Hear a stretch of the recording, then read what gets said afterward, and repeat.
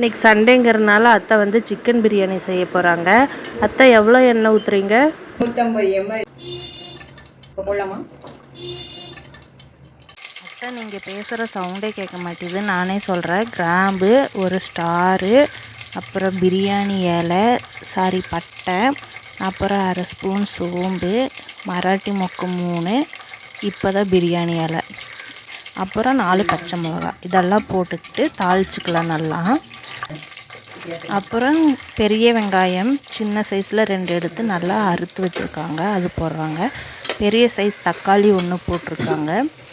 எல்லாம் போட்டு நல்லா வணக்கிக்கலாம். அப்புறம் இஞ்சி பூண்டு பேஸ்ட்டு வந்துட்டு 4 ஸ்பூன் போடுறாங்க. எல்லாம் நல்லா வணக்கிக்கலாம். அந்த எண்ணெயில் இஞ்சி பூண்டு வாசம் போகிற வரைக்கும் வணக்கிக்கணும். அடுத்தது வரமிளகா தூள், அது 2 ஸ்பூனு. மல்லித்தூள் வந்துட்டு நிறச்சி 1 ஸ்பூனு. பட்டை கிராம்பு பொடி 2 சேர்த்து அரைச்சது 1/4 டீஸ்பூனு போட்டு நல்லா கிளறி விட்டுக்கலாம். ஏன் வரமிளகாத்தூள் அதிகமாக போட்டிருக்கோம் அப்படின்னா, சிக்கன்லாம் போடுறதுனால அதுக்கெல்லாம் காரம் இறங்கணும். அதனால் நல்லா வணங்கட்டும், அப்படியே கொஜ்ஜு மாதிரி வரணும். இப்போ பாருங்கள், அப்படியே தெரியும் பாருங்கள். இந்த டைமில் நம்ம சிக்கன் வந்து போட்டுக்கலாம். சிக்கன் ஒரு 2 தடவை கழுவி எடுத்துருக்கோம், அதை போட்டுக்கிறோம். இது சிக்கன் வந்துட்டு ஒரு 1/4 கிலோ 300 கிராம் பக்கம் இருக்கும்.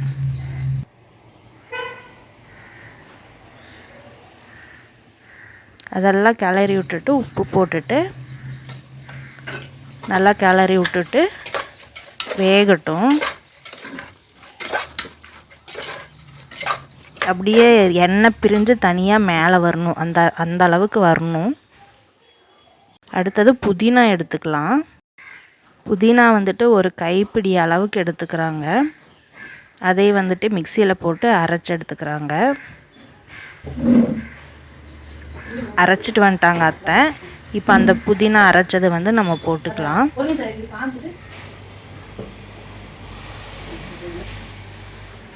இப்போ இதெல்லாம் சேர்த்து கிளறி விட்டுக்கலாம்.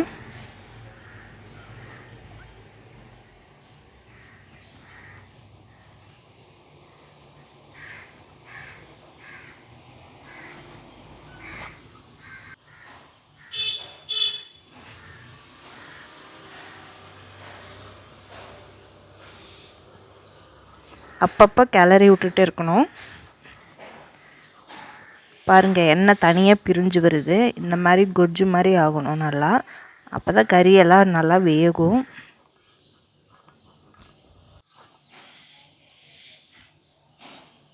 அந்த புதினா அரைச்சாங்கல்ல அந்த மிக்சியில், அதில் தண்ணி ஊற்றி அந்த தண்ணியை வந்துட்டு இதில் கரைச்சி ஊற்றிக்கிறாங்க.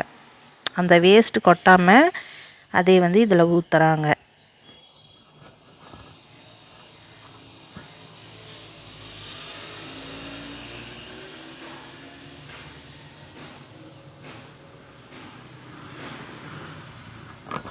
கொஞ்சம் மீடியம் சைஸில் வச்சுருக்காங்க. ஸ்டவ்வு வச்சுட்டு வேகட்டும்னு சொல்லியிருக்காங்க.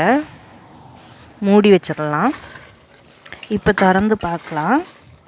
பாருங்கள், நல்லா பிரிஞ்சு வந்திருக்கு, கறியெல்லாம் வெந்திருக்கு, கொப்பளிக்குது பாருங்கள்.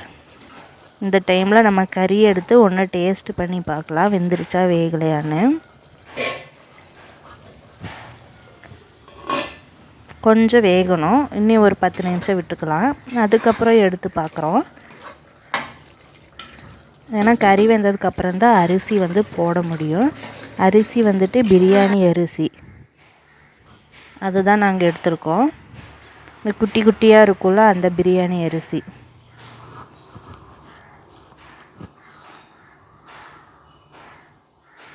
அப்பப்போ கிளறி விடணும், ஏன்னா எண்ணெயிலேயே தான் வேகுது. இந்த மசாலா தக்காளி அந்த மசாலா ஐட்டத்தில் தான் வேகுது. அதனால் அப்பப்போ கிளறி விட்றோம் நாங்கள்.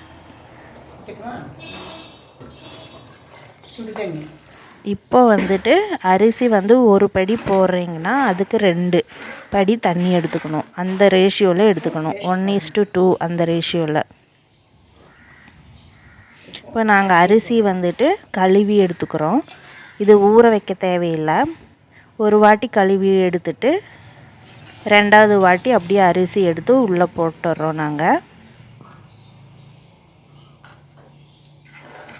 தண்ணி கொதித்ததுக்கப்புறம் தான் போடணும் இந்த அரிசி. இது விசில் விட தேவையில்லை. குக்கர் போட்டு 3 விசில் 4 விசில் தேவையில்லை. இது அப்படியே கொதிக்கும். கொதிக்க கொதிக்க பாதி வெந்துடும். அதுக்கப்புறம் ஒரு 90% வெந்ததுக்கப்புறம் ஒரு 10%க்காக நம்ம தம் போடணும். இப்போ பாருங்கள் கொதிக்குது.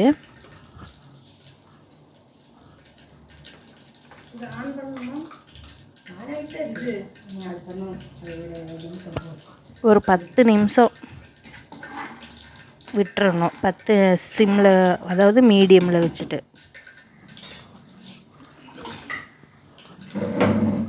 ஃபுல்லில் வச்சா டக்கு டக்குன்னு கொதிக்கும். தண்ணி சீக்கிரம் தீந்துறதுனால மீடியமில் வச்சுட்டு நம்ம ஒரு 10 நிமிஷம் விடணும்.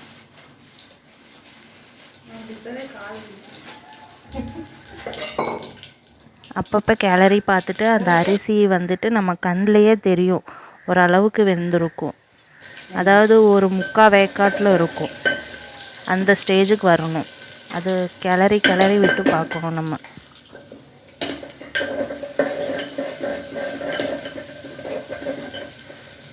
நீங்களும் இந்த மாதிரி செஞ்சு பாருங்கள், நல்லாயிருக்கும், டேஸ்ட்டாக இருக்கும்.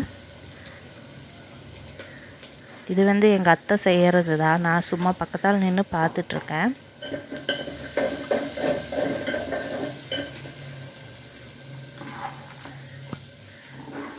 பாருங்கள், கிளறி விடும்போது தெரியுதா அந்த அரிசி வெந்தது.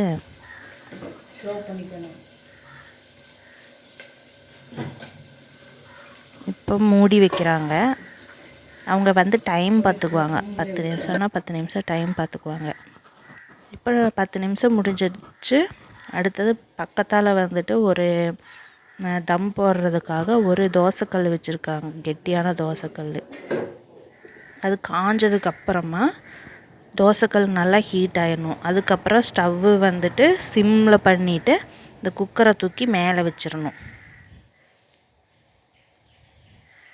அதில் ஒரு 3/4 வேக்காடு இருக்கும், கொஞ்சம் தண்ணியாகவும் இருக்கும்.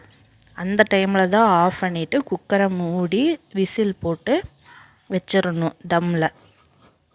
அது ஒரு 5 நிமிஷம் விடணும்.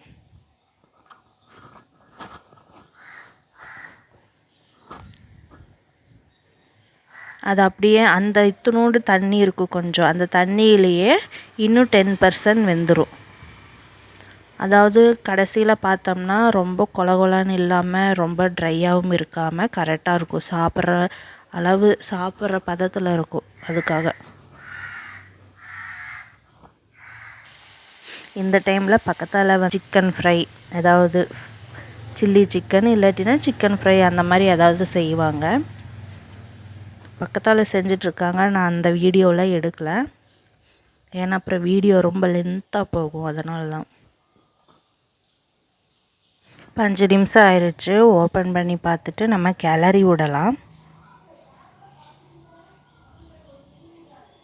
அப்படியே பட்டும் படாமல் மெல்லமாக கிளறணும் அடியிலிருந்து. இது அத்தை என்ன பண்ணுவாங்கன்னா, பெரிய பாத்திரம் வச்சுட்டு அதை அப்படியே கவுத்திடுவாங்க. சமையல் செஞ்சுட்டாங்க. சிக்கன் ஃப்ரை ஆகிட்டு இருந்தது, அதுதான் இது.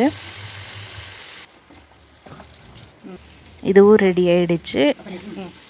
நீங்களும் இந்த மாதிரி சிக்கன் பிரியாணி ட்ரை பண்ணி பாருங்கள், நல்லாயிருக்கும்.